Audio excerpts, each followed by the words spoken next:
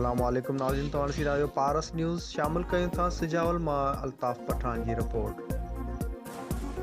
सिजावल में वधंदड़ महांगाई ऐं वफ़ाक़ी सरकार ख़िलाफ़ डिप्टी स्पीकर रिहाना लगारी, MP हीरस उहो, साबिक़ ज़िले चेयरमैन हाजी उस्मान मलकानी, फिरदौस अज़ीज़ मीरबेर जी अॻवानी में कारकुननि पारां पार्टी ऑफिस खां रैली कढी पब्लिक पार्क वटि सिजावल मेन रोड ते 3 कलाकनि ताईं एहतजाजी धरणो हयो वियो।